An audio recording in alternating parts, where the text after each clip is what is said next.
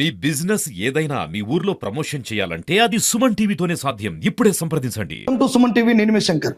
నల్లగొండ మత్స్య శాఖ అధికారి ఎం రాజారాం గారు మనతోటే ఉన్నారు.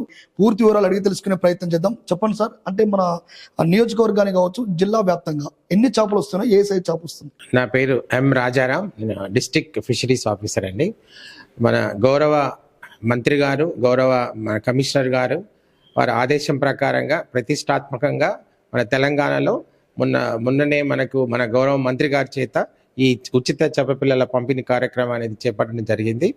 అలాగే అందులో భాగంగా మన నల్గొండ జిల్లాలో కూడా రేపు ఉదయం 9 గంటలకి మన గౌరవ శాసనసభ్యులు వేముల వీరేశం గారితో మనం రేపు ప్రారంభిస్తున్నాం. మన జిల్లాలో దాదాపుగా మన జిల్లాలో 1100 చెరువులకు గాను 5,98,00,000 సీడ్ని మేము వదలడం జరుగుతుంది. దాదాపుగా ఈ ప్రక్రియ ఒక నెల రోజులు జరుగుతుంది. ఈ సీడ్ ప్రక్రియ అనేది ఈ మన జిల్లాలో మత్స్యకారులను ఆదుకోవడానికి ఈ మధ్య దళారీ వ్యవస్థ రూపుమాపాలంటే ప్రభుత్వమే ఉచితంగా చేప పిల్లలు ఇచ్చినట్టయితే మత్స్యకారులు వాళ్ళు ఆర్థికంగా ఎదగాలని, వాళ్ళు ఆర్థికంగా అభివృద్ధి చెందాలని చెప్పేసి ఉద్దేశంతో మన ప్రభుత్వము ఈ ఉచిత చేప పిల్లల పంపిణీ కార్యక్రమాన్ని చేపట్టడం జరిగింది. అంటే ఏ సైజు చేప వస్తుంది? చేపల పేర్లు అంటే మనకు ఈ ఉచిత చేప పిల్లల పంపిణీలో మనం 2 రకాల చేప పిల్లలు మేము మత్స్యకారులకు సరఫరా చేయడం జరుగుతుంది. ఇందులో 35 to 40 mm చేపలు అవి, తర్వాత 80 to 100 mm సైజు అవి. మన జిల్లాలో నల్గొండ జిల్లాలో దాదాపుగా 4,11,00,000 పెద్ద సైజు 80 to 100 mm వేయడం జరుగుతుంది. మిగతా మనకు 35 to 40 mm చేస్తున్నాం.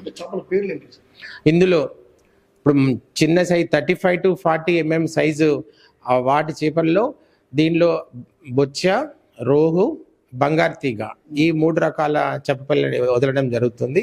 అలాగే పెద్ద సైజు 80 to 100 mm సైజులో బొచ్చ, రోహు, మృగాల ఈ 3 రకాల చేప పిల్లలను వదిలినట్టయితే, ఎందుకంటే మనం చెరువుని తీసుకున్నట్టయితే చెరువులో ఆ సైజులో పైన కానీ మధ్యలో మళ్ళీ అడుగు భాగంలో ఈ 3 రకాల చేప పిల్లలు అవి పెరుగుతాయి. కాబట్టి ఆ ప్రభుత్వం ఈ 3 రకాల చేప పిల్లల్ని మనము చెరువులలో వదలడానికి అవకాశం కల్పిస్తుంది. నల్గొండ జిల్లాలో చేపల పంపిణీ కార్యక్రమం ఏ డేట్ లో ప్రారంభమవుతుంది?